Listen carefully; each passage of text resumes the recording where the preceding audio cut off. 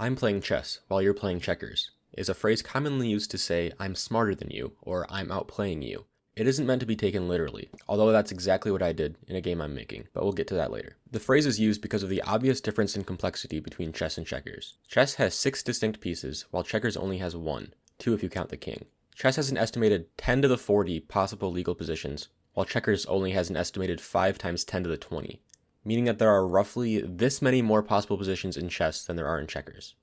I tried to make a pie chart, but checkers literally doesn't even show up. Anyway, chess and checkers are often compared because of their obvious similarities. They are both turn-based games played on a checkered board by 2 players sitting across from each other. Many chess sets even come with a set of checkers, so both games can be played. This made me wonder what it would be like to play chess versus checkers, where one player has chess pieces and the other has checkers. I figured it wouldn't go well for the player with checkers without some tweaks, but I wanted to see what I could do to balance it without changing the rules. Chess and checkers are fundamentally quite different. In chess, you capture a piece by moving to the square that piece is on, so you will always end up on the square of the piece that you are capturing, apart from one French exception. In checkers, however, you always jump over the piece that you're capturing. Additionally, checkers are always limited to the dark squares. Apart from bishops, chess pieces do not have this restriction. Checkers can also move multiple times in a single turn if they are capturing. All of these differences make the idea of combining the 2 games interesting and complicated.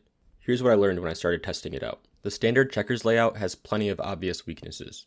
First of all, you simply don't have enough pieces. For those unfamiliar, the value of each chess piece is a general number that players use to describe how strong that piece is. I'm not sure what material rating I would give to a checker, but I would assume it's less than 3. Let's call it 2. This gives a player with checkers 24 points of material, while the player with the chess pieces has 39, not including the king.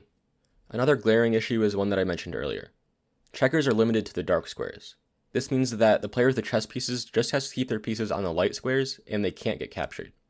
Since a non-king checker can't move backwards, the queen can just slide into the back rank and take all of the checkers. The first solution I thought of was to just give the checkers player twice as many pieces, since it gives them roughly 48 points of material and eliminates the light square problem.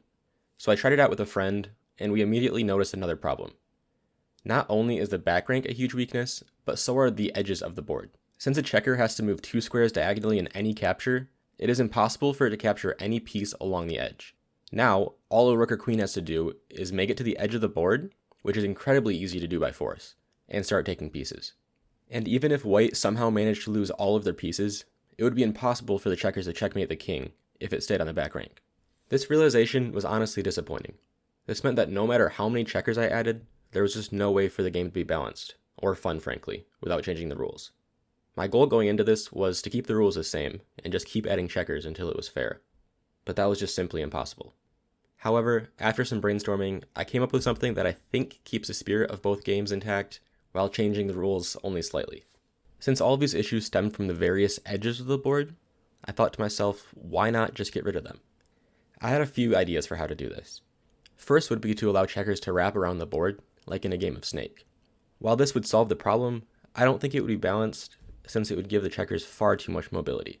I feel like it would also take away from the spirit of checkers. Another idea was to allow checkers to capture a piece that is 1 square away, as long as that piece is on the edge of the board. Not only is this idea a bit complicated, but it also changes the rules a lot more than I'd like. The idea that I settled on was to allow the checkers to move outside the board to capture. Let me explain. What I did, essentially, was expand the board to 10 by 10, but the squares on the edges are different. Chess pieces are never allowed to move to these squares. Initially, the idea was to allow checkers to move freely on the edges, but again, that took away from the spirit of the game, since it just turns the edges into a safe zone for the checkers rather than the chess pieces. Instead, these squares are only available for captures. This way, the game is still played on the 8x8 board, but the chess pieces can no longer dominate the edges. In practice, the extra squares hardly ever come into play, except to keep the chess pieces from hiding along the edges. Before I get into how this idea plays out, if you're new here, I'm sure you're wondering, what game is this guy making, and what is that on the left side of the screen? Well, I've been learning game development for roughly a year, and this is my first project, Deckmate. The core idea is to combine chess with a card game, but I've been experimenting with other elements, like checkers. Deckmate is actually in its first alpha test right now through Steam, and if you'd like to learn more or try it for yourself, you can check out my other videos or join my Discord server, which is linked in the description. And by the way, huge shout out to Goopy Googer from my Discord, who suggested this game mode. I'm currently collecting suggestions for an upcoming video, So make sure to head over there if you have any ideas. Anyway, I played a game against my friend in this format, and it has a lot of promise. Ultimately, we still ran into the back rank problem, but I don't think that's as big of a deal as it seems.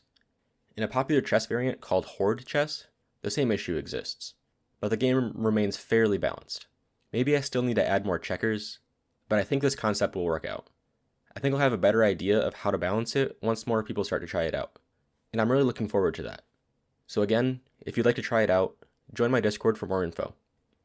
With that being said, I hope you enjoyed hearing about my recent game dev struggles. If you'd like to see more, make sure to subscribe.